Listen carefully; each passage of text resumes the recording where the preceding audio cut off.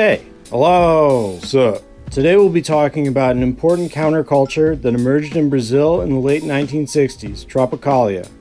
Although it was short-lived, this movement was unique in history and still influences a lot of artists today. Like, Tropicalia was a movement that mostly popped off in cities like Sao Paulo, Salvador, and Rio de Janeiro, but it had a major impact on Brazil and its national culture, dude, and its fingerprints are still on Brazilian culture today. This era overlapped with the military dictatorship that ruled Brazil for decades.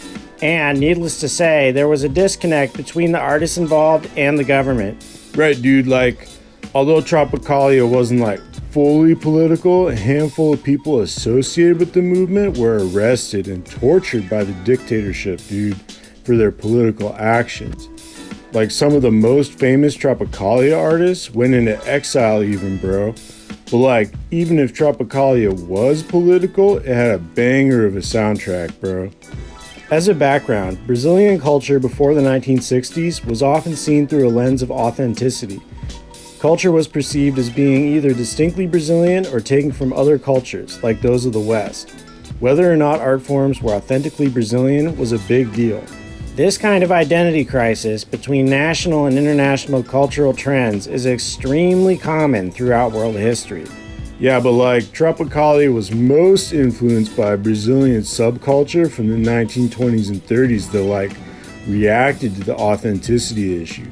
This movement, which Brazilians called modernism, dude, basically looked at that debate and was bro, who cares? The core idea of modernism was what they called cannibalism, which to the modernists meant absorbing every piece of culture they could, Brazilian or international, and sort of putting everything through a blender to create new art. They were real cannibals too, bro.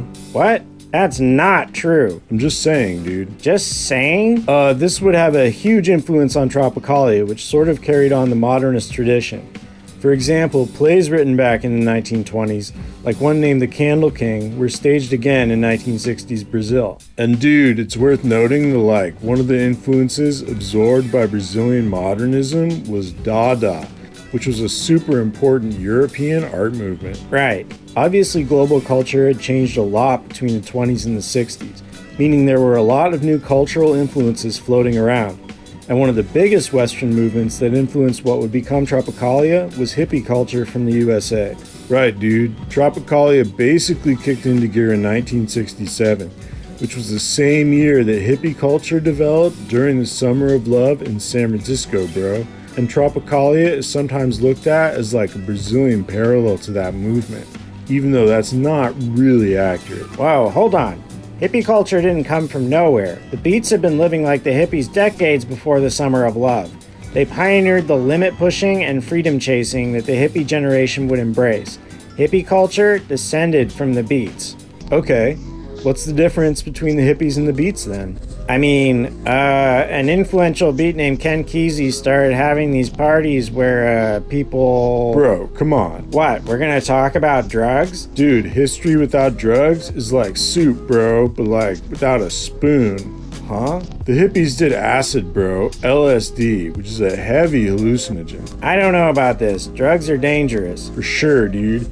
Acid turned my best bro into a sheep, bro. What? Dude's a sheep now, dude. Are you sure you didn't just... Look, be careful, bros and chicks. Don't do drugs unless you know what you're doing, for real, dudes. Was that a PSA? I thought this was a funny cartoon. This is supposed to be funny? Bro, this is a cartoon? Look, it doesn't matter how it happened. Let's just say they got creative, okay? Sure. Yeah, so basically, when the Beats got creative, the hippie movement was born. I mean, it's more complicated than that. Hippie arts were basically a brand new thing. This episode's about Brazil, remember? Oh yeah, right, dude. The point here is that hippie culture started when the beat lifestyle was taken up by the busloads of kids that came to SF in 1967 to get involved with the Summer of Love. And there was a lot of creativity involved. From its beginnings in San Francisco, the hippie lifestyle and, to a lesser degree, creativity started spreading around the world. And soon enough, there were scenes like San Francisco's worldwide. Bros, you ever heard Turkish psych rock? Turkish? In the late 1960s, hippie culture was global, with notable scenes in countries as diverse as West Germany and, yes, Turkey. The Latin American countries were home to some of the largest movements outside of the United States. Mexico in particular saw a giant movement. It was nicknamed La Onda, or the Wave. Yeah, bro. There was a rock festival in 1971 that like hundreds of thousands of people went to. They called it the Mexican Woodstock, dude. But like, it's important to note that these international movements were like heavily influenced by local traditions and culture, dude, and weren't just imitations of the hippie movement in the USA. Like, in Peru, bros turned into llamas. Right. There actually was a very Western musical movement in Brazil known as the Jovem Guarda, but Tropicalia was uniquely Brazilian. Artists like Jimi Hendrix and the Sgt. Pepper era Beatles were big influences on Tropicalia, and the musicians involved certainly got creative, but there were a grip of other homegrown influences. These included an abstract Brazilian poetry style known as concrete poetry, uniquely Brazilian musical genres like bossa nova, and the Banana Republic style propaganda that the Brazilian dictatorship was spreading at the time. The name Tropicalia comes from a favorite art piece of the musicians, a Brazilian work which in turn was inspired by the country's growing favelas, or unplanned cities. Right, bro. Tropicalia was like probably most influenced by Brazilian modernism, the movement we talked about that like cannibalized outside influences and gave them a major remix. Like the Tropicalis ate a Brazilian that was popular in the USA, Carmen Miranda, bro. Figuratively ate her. Nah, literally, bro. All this is to say that, in very rough terms, Tropicalia was kind of born from a mixture of abstract Brazilian art, Brazilian traditional music, the 1960s hippie movement, and the Dada-like Brazilian art movement from the interwar era.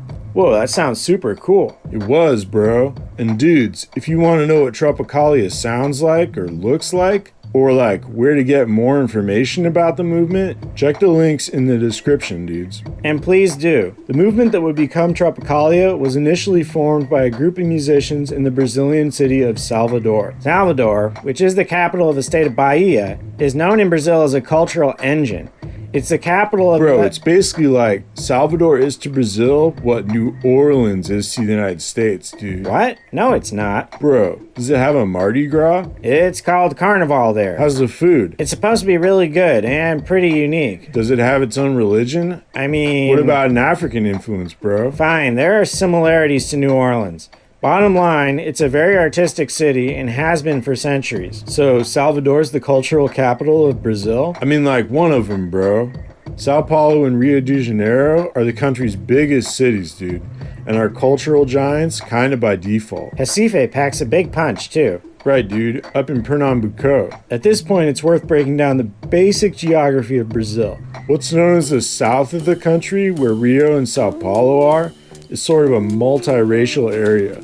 Because those are world cities and generate a lot of money, it's not poor overall, although there's a lot of poverty in the favelas. Yeah, and below that is a colder, whiter, richer area that's been compared to Europe.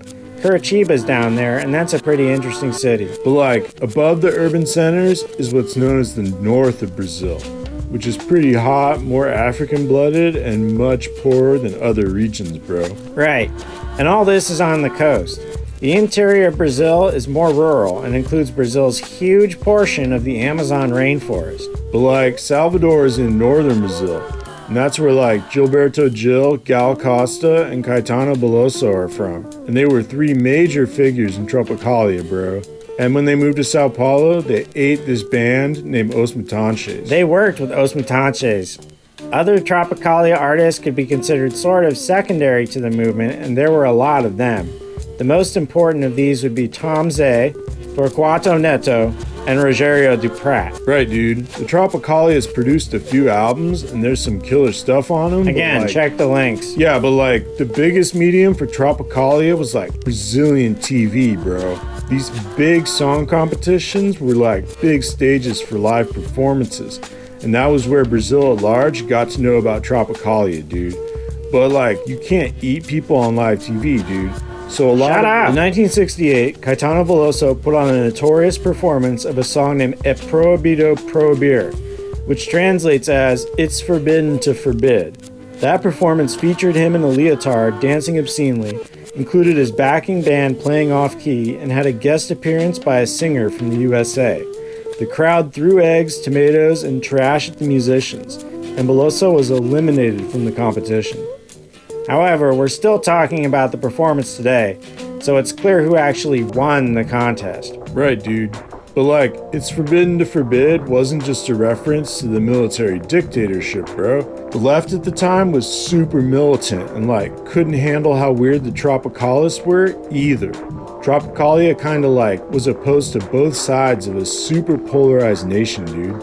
I mean, neither side was down with the kind of freedom Tropicalia stood for. Right. Tropicalia stood for the intentionally absurd.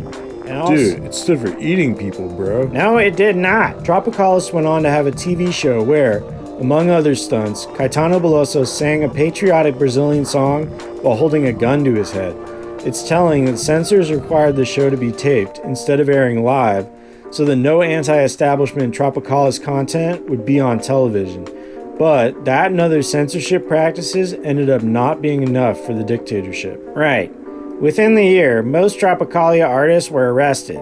Some were held in jails and tortured, while movement figureheads like Veloso and Gilberto Gil were moved to house arrest and then allowed to go into exile in Europe. Whoa, what did they say? Basically, dude, it was a combination of the dictatorship being like super paranoid and like them not being down with how weird Tropicalia was.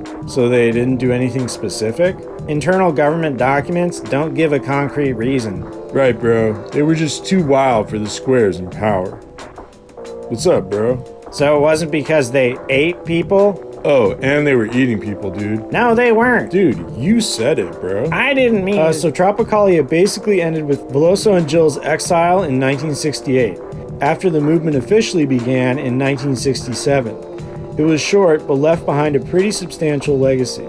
The music and philosophy of the Tropicalists still influences artists worldwide today. Right, and it was some really bizarre stuff. Bottom line, dude, it was one of the cultural highlights of the late 20th century, bro. These days, though, cannibalism is illegal now. Tropicalists didn't eat other people. Depends on your definition of people, bro. What? Like, my friend turned into a sheep, right? That was a hallucination. Nah, bro. And like, there are a lot of cows in Brazil, right, dude? Can you cut his mic? And steakhouses are like a big Brazilian thing, right, bro? This is a history video. Keep your stupid theories to yourself. It's not a theory, bro. If people turned into cows in Brazil and the Tropicalia dudes ate them, then like, they were cannibals. I mean, where's the lie, bro? Bro? You're a